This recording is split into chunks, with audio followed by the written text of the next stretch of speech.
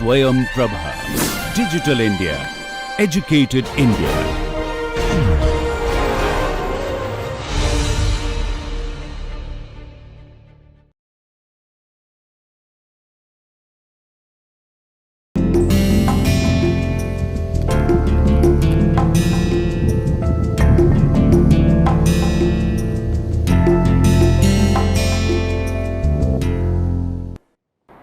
Hello and welcome to Gender and Society.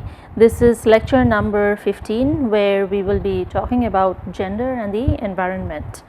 So, what are some of the key questions that we need to address in order to understand the relationship between gender and the environment is some of the societal level policy debates, societal concerns, where does all of the concern come from. So, we will look at all of that in the first part of the lecture, and then we will transition to understanding using a feminist lens what is the idea of ecofeminism and how does it help us understand the relationship between gender and the environment. So, I want to start here with a very powerful reflection by Amartya Sen, where he says that advancing gender equality may be one of the best ways of saving the environment and countering the dangers of overcrowding and other adversities associated with population pressure. The voice of women is critically important for the world's future, not just for women's future. So, you see that in this quote, Sen encapsulates the need for focusing on saving the environment through the lens of gender and through the refocusing the idea of attending to the environment through the idea of women and gender by extension. And we do see that several calls such as this has been taken up at the international levels, and the United Nations Environmental Programme lays out that the fact that gender mediates human environment interactions and all environmental use, knowledge and assessment cannot be ignored, and that gender roles, responsibilities, expectations, norms and the division of labor shape all forms of human relationships to the environment. So, again you see at the international level the concern has been raised, the concern has been addressed to find a solution using the gender lens to address issues of the environment.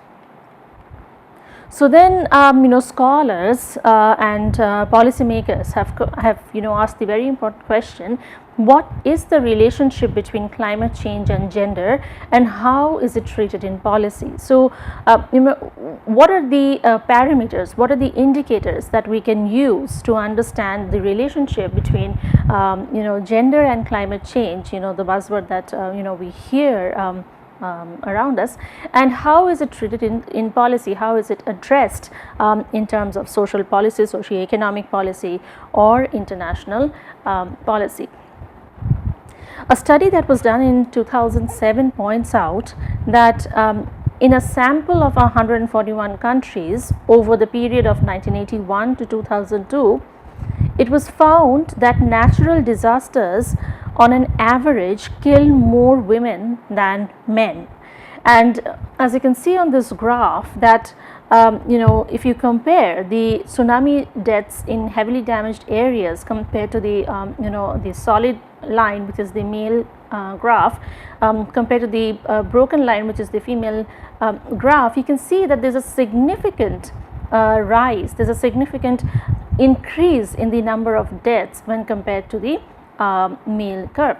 So, why is it that if there is a natural disaster, if there is a natural calamity, why does it tend to kill more women than men is the question. And here also you can see an intersectional variation, because here it's shown tsunami damage by age and gender. So it's relatively low at for the young adults 25 to 34, and then it keeps on rising, and then it drops for the 55 to 64, and then it rises once more. So what is happening at these various intersectional levels that we see these changes in the pattern of the graph, and why is it that consistently one line is always recording a higher figure than the other line? So with that, we need to look at how the rules and norms, that is formal and informal constraints that together construct gender, inform the idea of division of labor. So how does a person, how does one understand that how is the division of labor created in society? And it depends on the rules and norms which comes with the formal and informal constraints that construct gender, and this includes the conversation, the the ongoing conversation, and the previous conversations that scholars have been having is with the challenges to equate the biological condition with the social construction of gender. So the division of labor and then influences access to and control over resources. So this is this becomes extremely important, because if you go back to the previous graph here, you will see that much of the time, when the reason that one curve registers higher figure than the other curve is because of the access to and control over resources. So oftentimes it is seen that this access and control over resources is one of the crucial, very significant points with regard to natural calamities, with regard to natural disasters, and how much of death numbers are reported or recorded depends on the access to resources or control over resources. Now all of this actually inform the relationship of people with the environment. So the division of labor of how a society is organized in and in comparison to the access to and control over resources in combination impacts the environment and vice versa. So the environment in return also impacts the access and control over resources and the division of labor. So it's kind of a two-way process.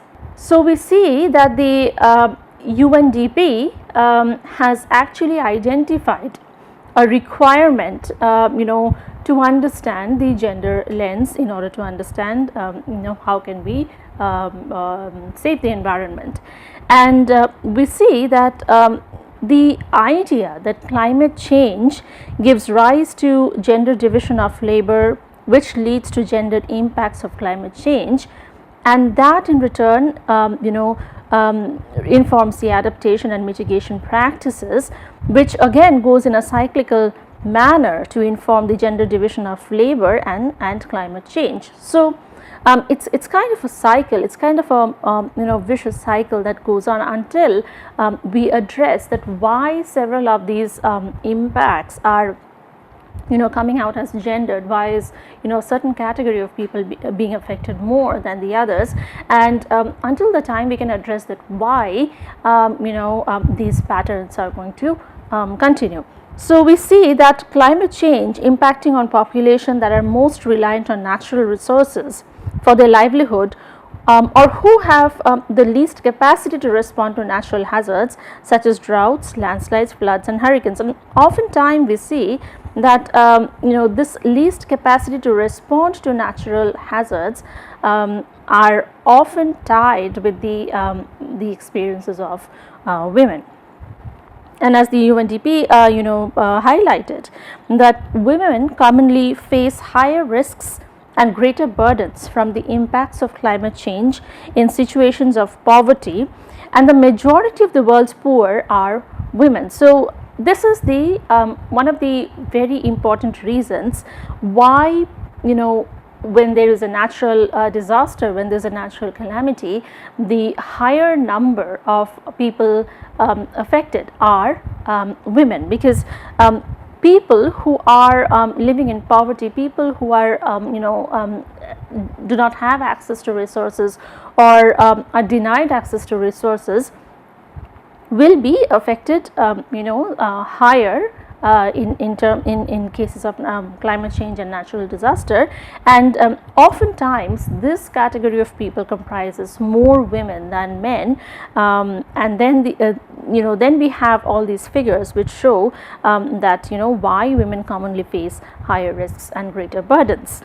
And we also see, as the UNDP points out, that women's unequal participation in decision making processes and the labor markets compound inequalities and often prevent women from fully contributing to climate related planning, policy making and implementation. So the idea of amplification, the idea of hearing more voices from women is not that significant yet in policy making, in policy implementation, or even before that in the decision making process. So we see that the idea of gender inequality gets translated to an inequality in terms of decision making process, inequality in terms of policy making, inequality in terms of implementation, and therefore inequality in terms of environmental impact on people. So this is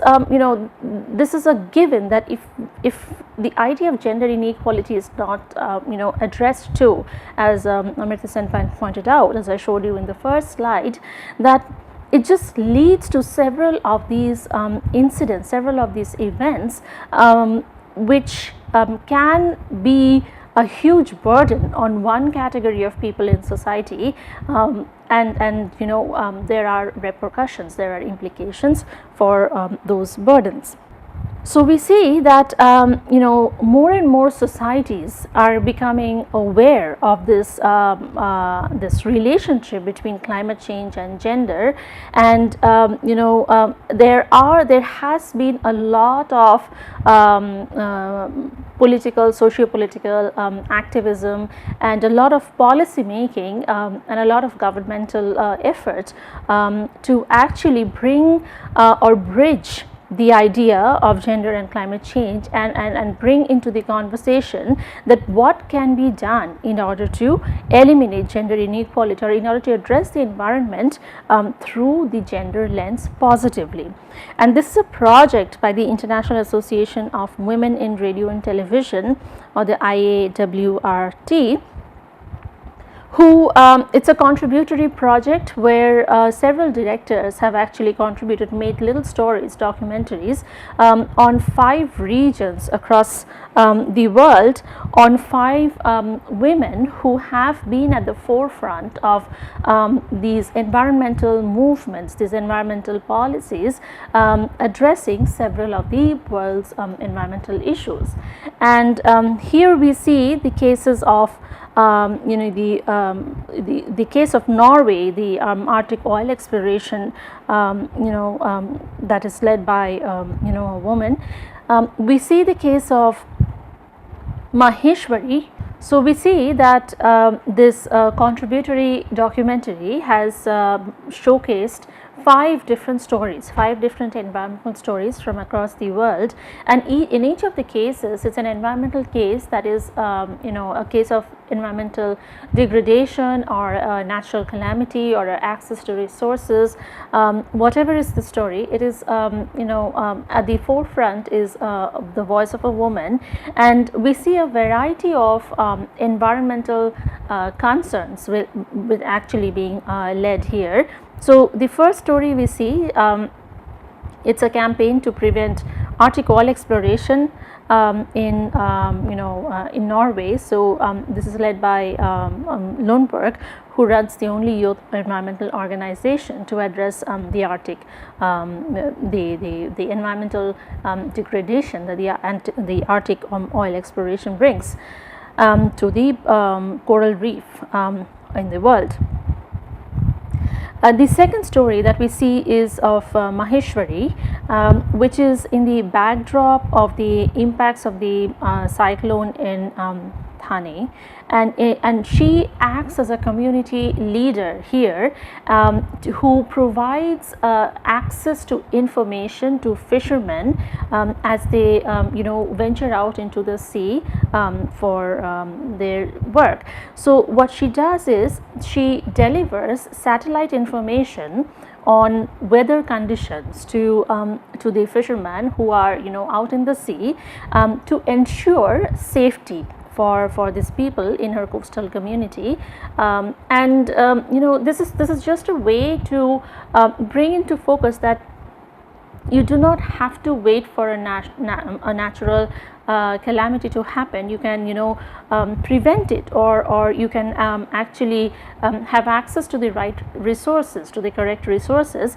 and prevent a calamity. And this is one way where Maheshwari is actually addressing that. She's providing knowledge, she's providing information, satellite information on weather conditions to the fishermen out in the sea.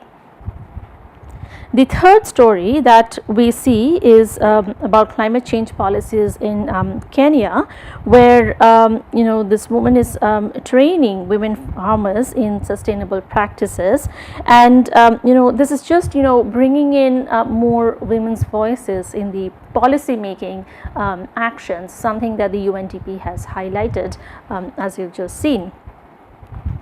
The fourth story is about a researcher who is developing research methods in Quebec to share knowledge and ensure that research initiatives to address climate change take into account these most impacted. So basically, what are the newer ways, what are the improved ways to understand the nature of climate change around them, and how can you understand it better.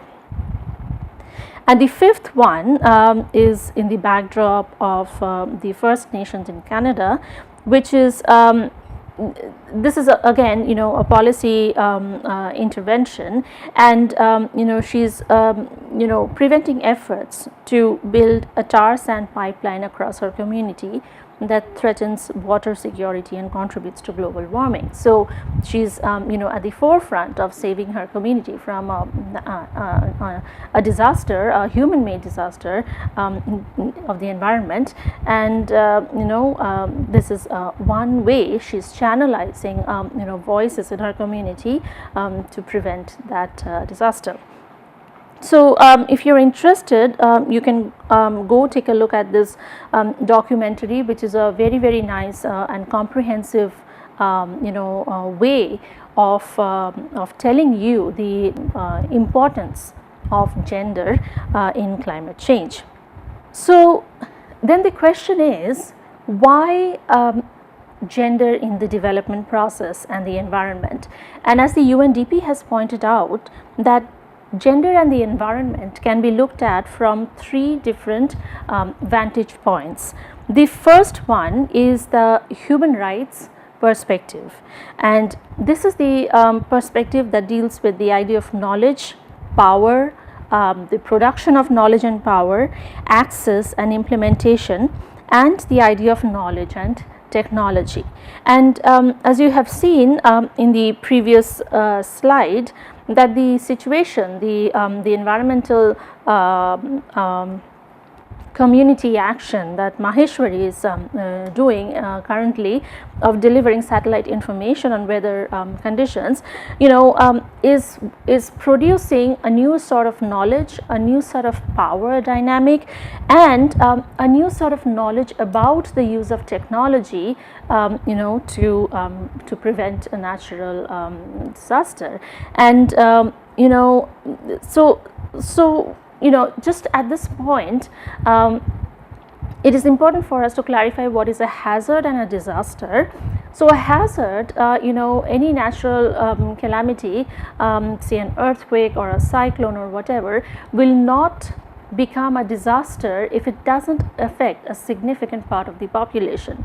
But the moment it affects a significant part of the population, and we hear, you know, property damages, death rates, you know, soaring high. So the moment you know, a hazard affects a population, it becomes a disaster. And the human rights perspective addresses this you know, idea that how can we prevent you know, a natural disaster from happening. So if you have access to the right kind of knowledge, if you have, you know, the right sort of access to resources or power, and you have the opportunity to implement it, then there's a possibility that you can prevent a natural disaster. So that's the human rights perspective. The second perspective, which looks at the environmental rationale, is the cleaner, efficient technologies that we talk about all the time. You know, the ideas of sustainability, the ideas of reducing, you know, plastic wastes, and creating efficient technologies. So that is the environmental rationale. And the economic rationale talks about gender and formal labor, and this is an ongoing conversation that is, you know, transdisciplinary, and you know, it has its roots in multiple sources. So we can bring in the Marxist lens of understanding, you know, division of labor, or you know, ownership of property in society.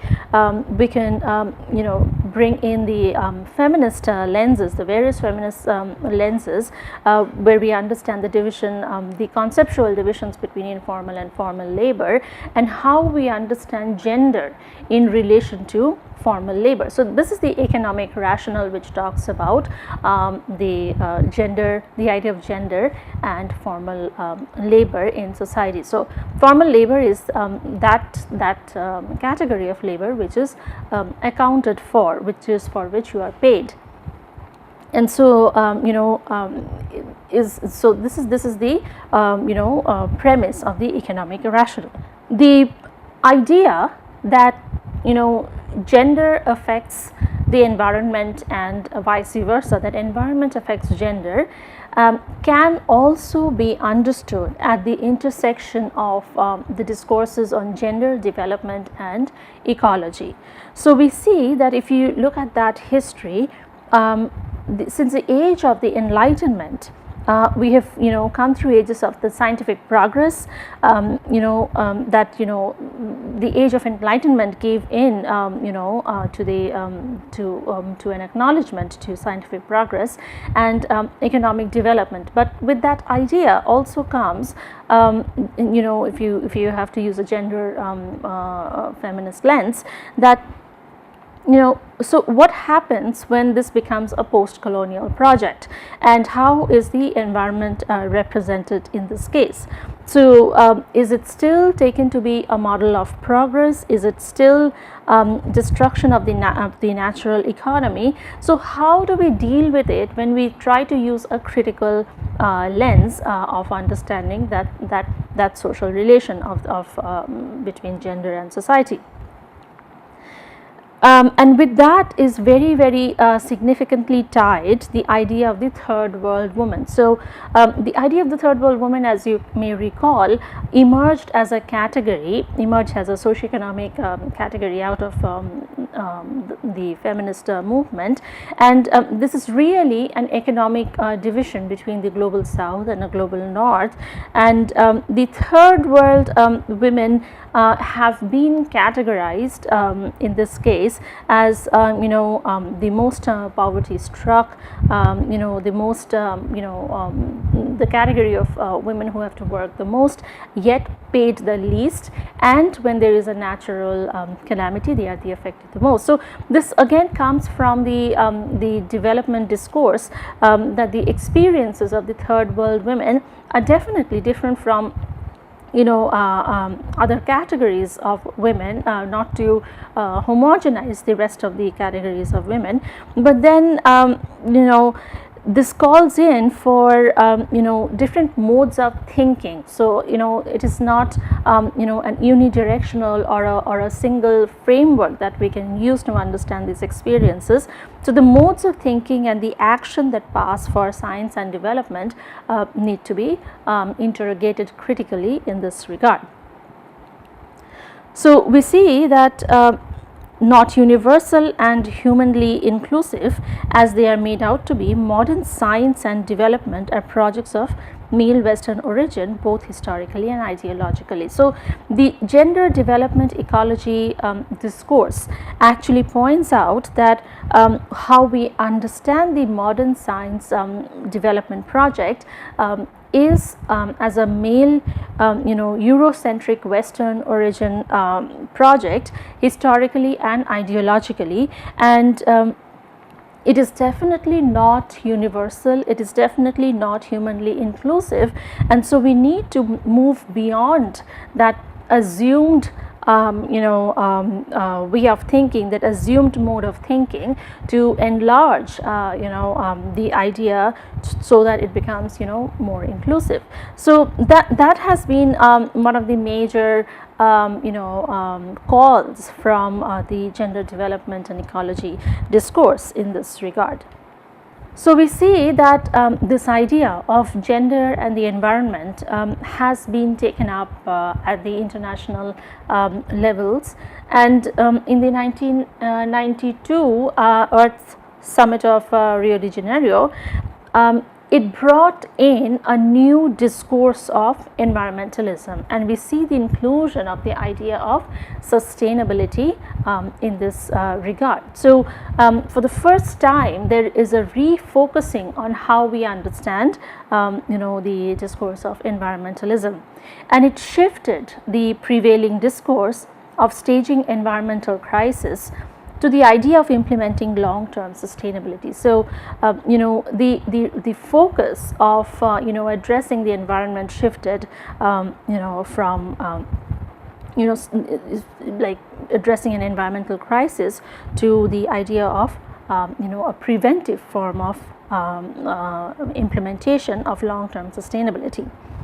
And a new equation of democratic praxis emerged as a result of the Rio Summit in 92, which encompasses feminism, environmental justice, multicultural concern, and North-South conflict. So this, for the first time, brings into the focus the prominence of women and their experiences in the center stage of addressing front and center the ideas of feminism as it deals with environmental justice, multicultural concerns, and the North-South conflict. So this is the global North, global South conflict. So as you see that gender now is brought with this Rio Summit, gender is brought to the center, and there has been efforts, attempts to mainstream it in the understanding of the environment. So with that, we now transition to understanding another critical lens that is of use here, the idea of ecofeminism, and how does the discourse of ecofeminism or the theoretical framework of ecofeminism help us understand the relationship between gender and the environment. So if I can remind you from the feminism, the theories of feminism lecture, that we have talked about various frames of references and directions in terms of how the ideology or the frameworks of feminism grew, and we did look at 5 different frameworks in that regard, starting with the human emancipatory feminism, which talks about the placing of the human in the context of the society, and bringing in the talking about the human in the context of social relations. So placing the human at the center of the discussion.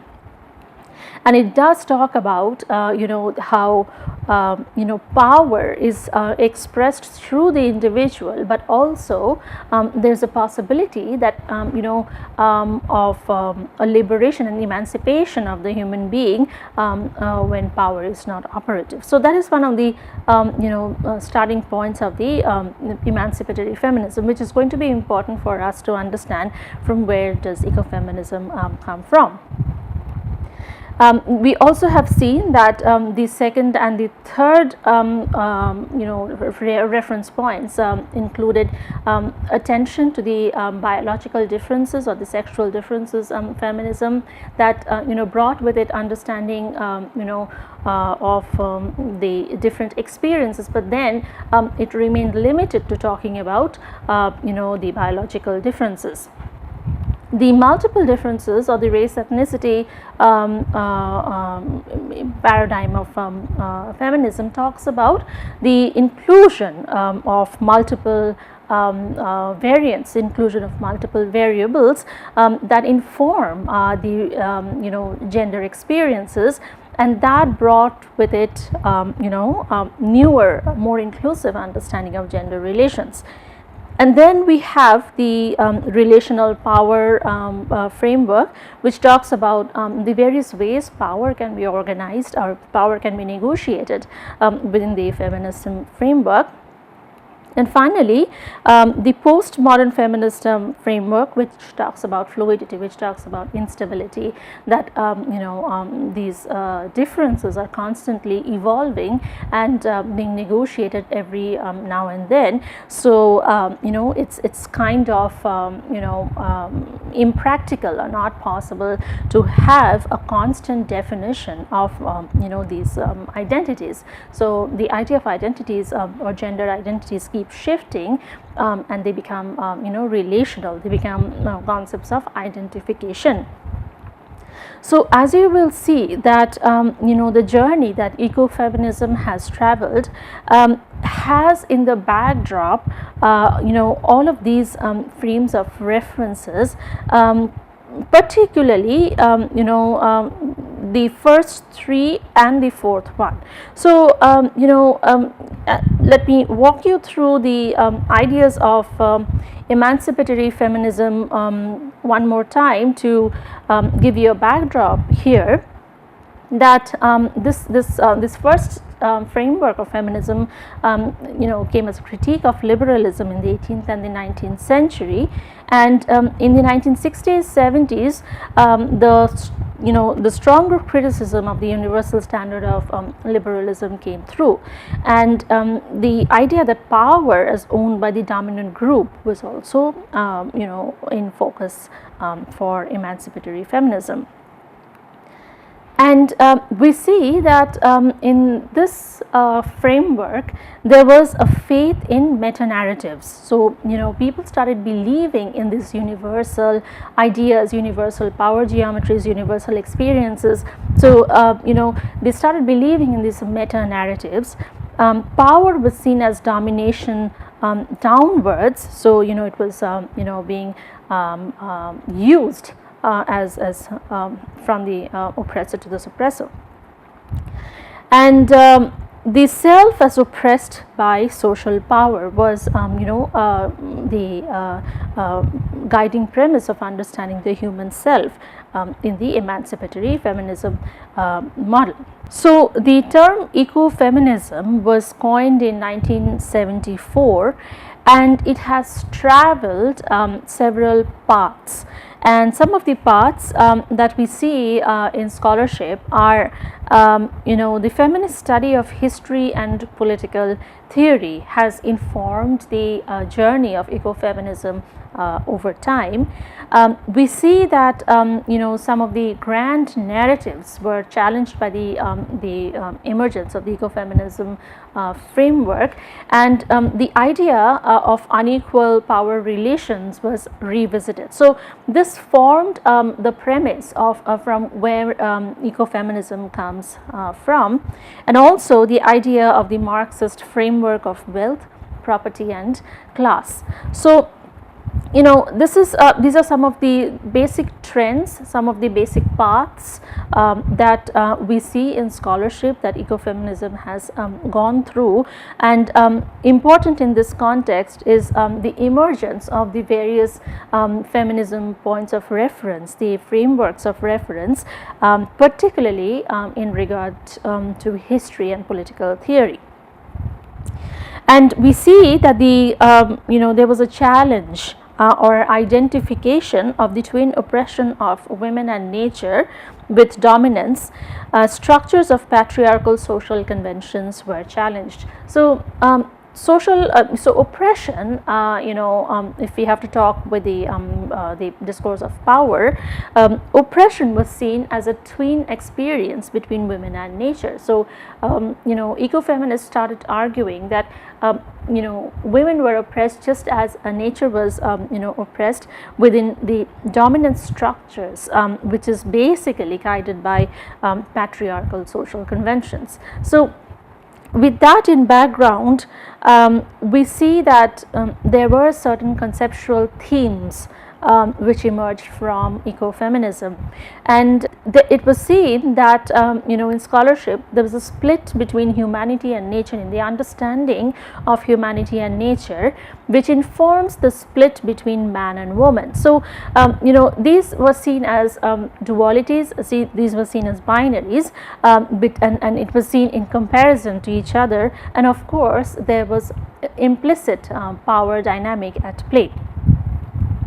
The dualistic power hierarchy, which was a logic of interwoven oppression. So this was forwarded by Plumwood in 94, that oppression is interwoven in this dualistic power hierarchy, and more scholars started to point out the interconnectedness of the premises of the building blocks of ecofeminism, that is energy, matter and reality, that all of these are interconnected and they influence people's experience, and it's helpful to have a comprehensive and inclusive framework to look at this interconnectedness. So we see that Ralph Plumwood's ecofeminist analysis of the dualism, where Plumwood talks about reason identified with masculinity, freedom, activity as human culture, as distinct from and superior to a feminized nature, which was imagined as passive and mechanical. So nature here is again equated with female, and culture is equated with male, and this exists in the form of a duality, that it's either one or the other, and the idea of human culture was given a masculine form, a form which had freedom, and the idea of nature was given a feminine form, and which was imagined to be passive, which was imagined to be mechanical. So there's a question of power and agency inherent in this understanding, in this assumption.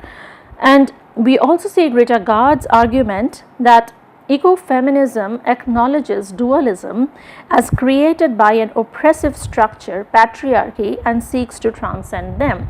So we see the starting point of ecofeminism, as the scholars point out, that there is a dualism, there is a difference, and this difference is between male, female, culture, nature, and this dualism is born out of an oppressive structure, which is often a result of patriarchal structure, patriarchal hierarchy, and the idea of ecofeminism seems to, or targets to transcend this oppressive structure, transcends to minimize and eliminate the oppressive structure, and go towards a holistic model of understanding the gender environment debate. So some of the key characteristics of ecofeminism in this regard would be, first, to identify the connections between the domination and oppression of women and the domination and the exploitation of nature. So, as you have seen in the previous slides, I was talking about the twin oppression of women and nature, and ecofeminists tried to establish this connection between the domination and oppression of women with the domination and exploitation of nature.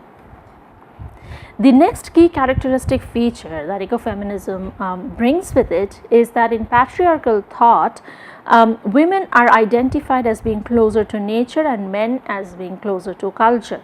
Nature is typically seen as inferior to culture. So again, this is the duality that I was talking about previously, that the duality is between culture and nature, and culture is often equated with male or masculine, and the nature is equated with female or feminine. And so this duality is something that ecofeminism seeks to address and bring out the inequality of power play from it.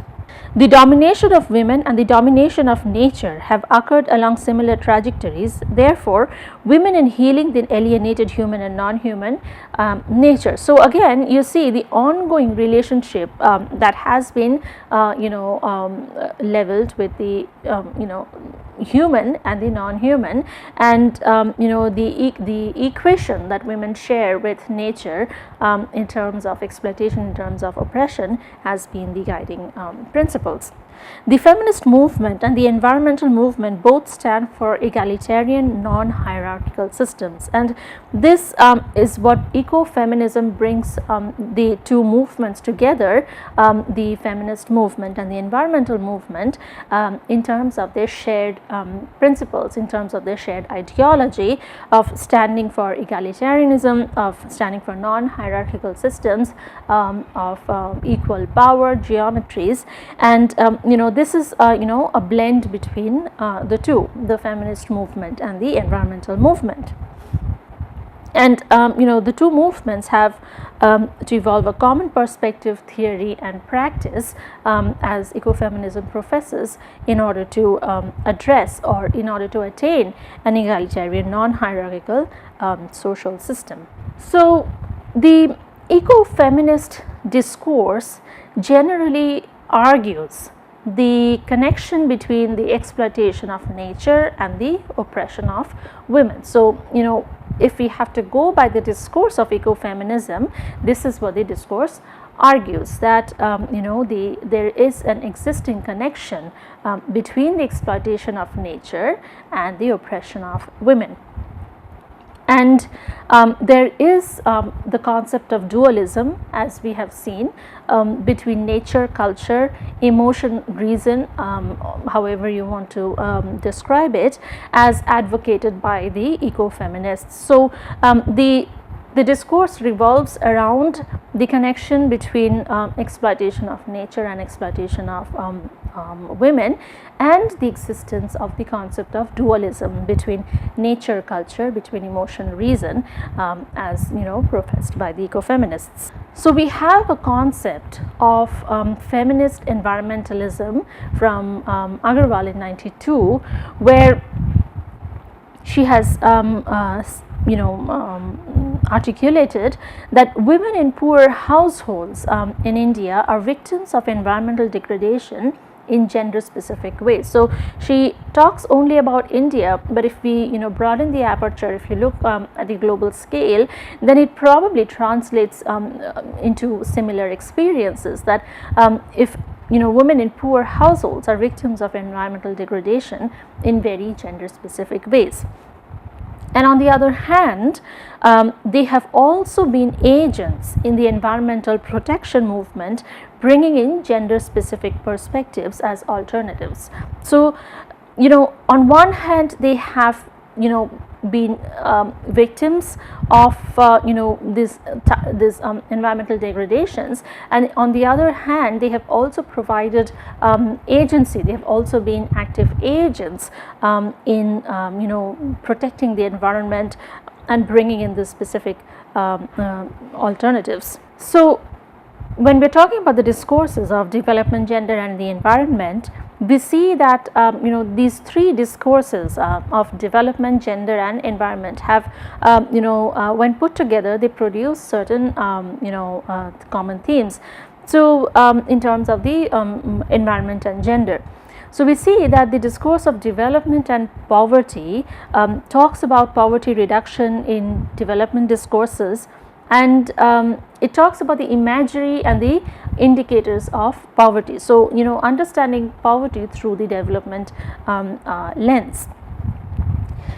It also talks about women, not gender, at the core of poverty reduction policy. So as I just said that women are taken as agents of change. There is a discussion in this discourse about the productive and reproductive work, and there is a discussion about intrinsic value that is added to or inherent in the productive and reproductive work, and how gender as an empirical and analytical category has evolved over time in this respect, in the respect of the intrinsic value. So we see that over time there emerged a category of women in development, and we see that following the modernization theory and rooted in liberal feminism, as you know, and neoclassical economics discourses, suggested a focal shift from reproductive to productive work. And so if you recall a couple slides ago we were talking about the idea of gender in formal labor. So this shift in focus from reproductive to productive work is along that line, and this just brings in more agency, more voice for women in creating environmental change.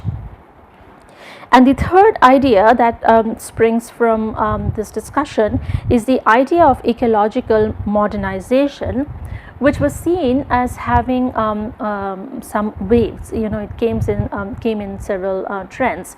So the idea of ecological modernization came in the 1960s, where we see the first wave that was concerned with the degradation and pollution of natural landscapes, seeing nature conservation as the main policy response. So this was one of the earliest efforts to address the degradation, the pollution of the environment, and it was done, or it was attempted through many of the policy implementations, policy responses.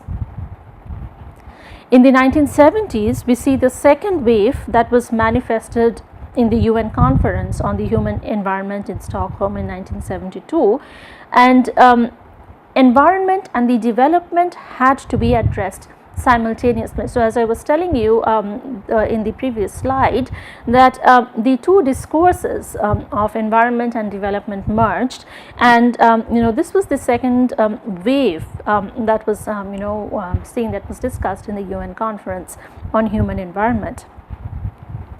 And in the 1980s, we see the most influential of the waves, the third wave, which saw the publication of the politically commissioned report, which is called Our Common Future, by the World Commission on Environment and Development in 1987, where ecology and economy, so environment and economy, were integrated into a common frame that later became known as the ecological modernization. So that is how the discourse of ecological modernization comes in, through the integration of the ecological discourse and the discourses around economics, neoclassical economics.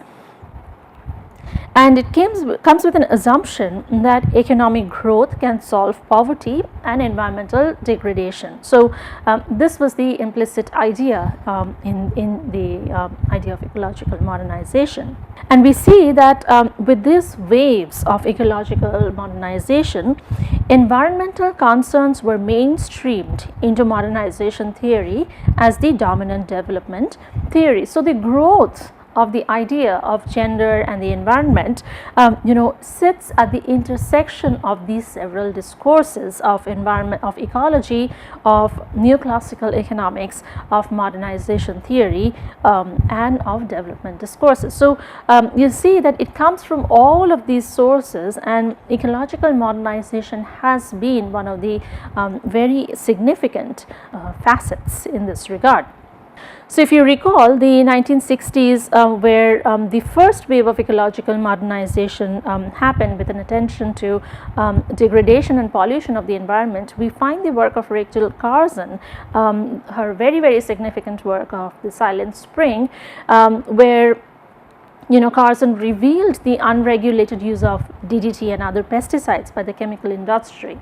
And there's also very important gender component here, that this was one of the first female voices we were hearing on protecting the environment. And Carson couldn't get a PhD in biology, because of the overburden of jobs and family responsibilities. So so we see that again this power geometry, the power dynamics come into play when we talk about gender, and in this case with regard to the environment. So Carson's voice is one of the first earliest voices that we see in relation to the first wave of ecological modernization. We also have the case of Jane Goodall, who is a British primatologist and anthropologist and studies social and family interactions of wild chimpanzees. So this is another significant female voice that we have seen addressing the requirement to study the environment, study the human environment relationship, and she has been quite a significant figure in this respect. And then we have, in the South Asian context, we have Vandana Shiva, where we have, she comes from a she's a physicist, so she comes from a physics background, and she has been a food advocate and an environmentalist, and over time she has pioneered a national movement, Navdanya, to protect the diversity and integrity of living resources, especially native seeds, and to promote organic farming and fair trade. So we have seen Vandana Shiva's contribution to the promotion of organic farming, and if you're in, so in 2010 we see that Forbes magazine identified her as one of the 7 most powerful women on the globe. So it's quite a significant voice when we talk of gender and environment, particularly in the context of South Asia, but not restricting to it. And if you're interested, there is a documentary film on Vandana Shiva's work, so please go and take a look at it for further information.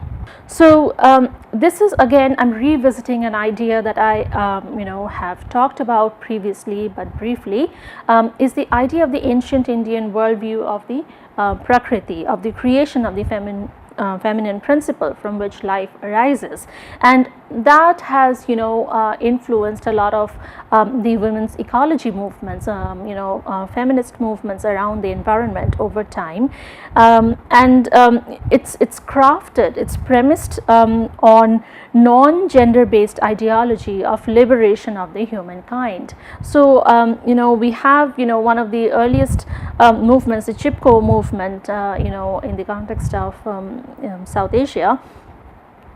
And in current times we have the case of Piplantri in Rajasthan, which is a small rural setting in Rajasthan, where when a girl child is born, as a celebration of that birth of a girl child, the villagers of Piplantri actually plant 111 saplings, 11 trees, to celebrate the birth of a girl child. So now imagine, for every girl child, if you plant 111 trees, then what kind of an environment, what kind of a ecological system are you going to produce for that community.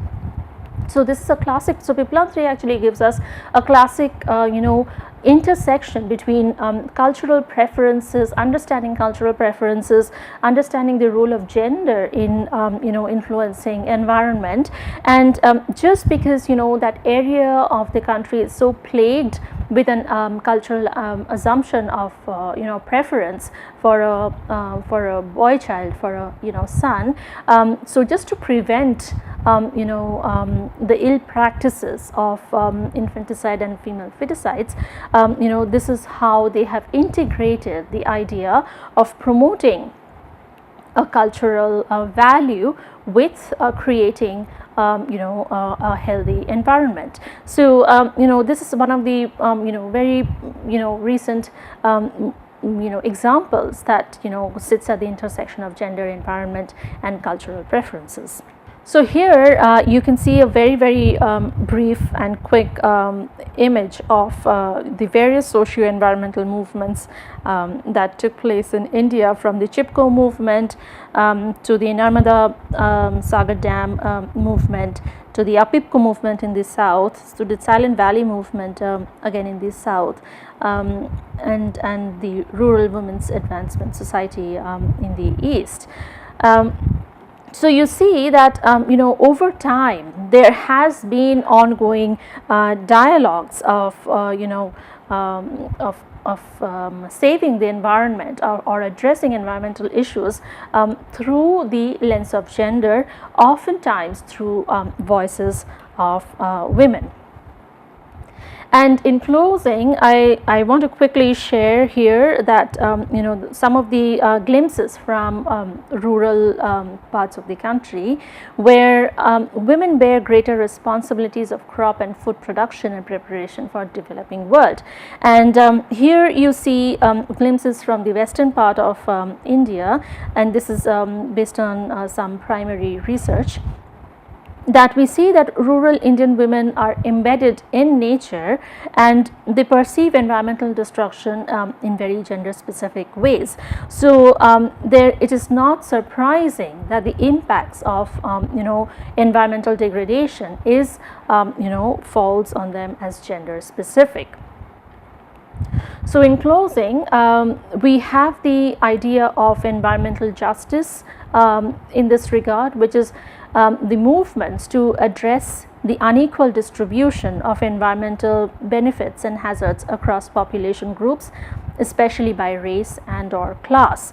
So again, this is an ideological movement or a policy level movement that brings into focus the third and the fourth framework of feminism, if you can recall, that multiple differences, the differences that bring out is brought out because of differences in race, class, caste, etc., and the various power negotiations that is produced with it. So the environmental justice movements address the unequal distribution of the environmental benefits and hazards across these population groups by intersectional analysis.